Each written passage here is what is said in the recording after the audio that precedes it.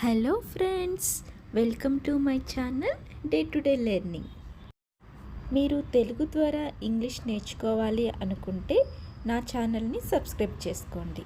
మీకు ఇంగ్లీష్లో ఏ డౌట్స్ ఉన్నా కామెంట్ చేయండి, తప్పకుండా మీ డౌట్స్ని క్లారిఫై చేస్తాను.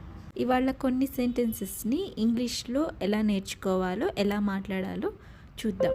వీటిని మీరు డైలీ ప్రాక్టీస్ చేస్తూ ఉంటే మీకు ఈజీగా మాట్లాడడం ప్రాక్టీస్ అవుతుంది. ఇప్పుడు ఆ సెంటెన్సెస్ని చూద్దాం. మనం రోజు కామన్గా ఇలాంటి సెంటెన్సెస్ని మాట్లాడుతూ ఉంటాము.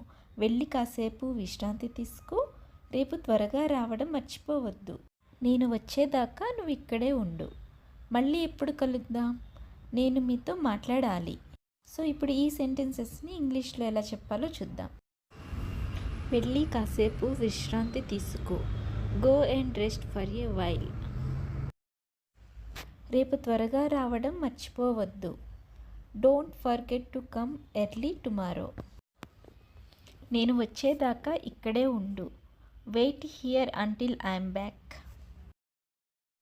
మళ్ళీ ఎప్పుడు కలుద్దాం, when shall we meet again.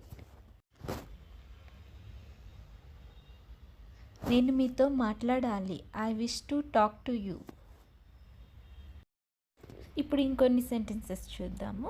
నేను మీకోసం చాలాసేపు చూశాను, అతను వచ్చినప్పుడు నాకు చెప్పు, కాస్త ముఖ్యమైన పని ఉంది, మీరు పొరపడుతున్నారు, నా పని ఇంకా పూర్తి కాలేదు. సో ఇలాంటి సెంటెన్సెస్ని కూడా మనం ఏదో ఒక సిచ్యువేషన్లో మాట్లాడుతూనే ఉంటాము. సో వీటిని ఇంగ్లీష్లో ఏమంటారో ఇప్పుడు నేర్చుకుందాం.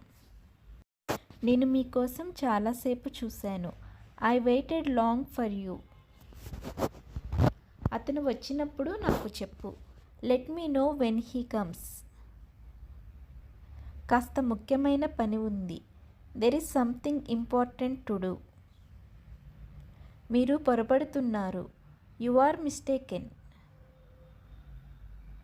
నా పని ఇంకా పూర్తి కాలేదు, my work is not at done. So ఇవి ఇవాల్టి సెంటెన్సెస్. మీకు ఈ వీడియో నచ్చితే తప్పకుండా లైక్ చేయండి. Thanks for watching. Keep watching day to day learning. Thank you. Please don't forget to subscribe.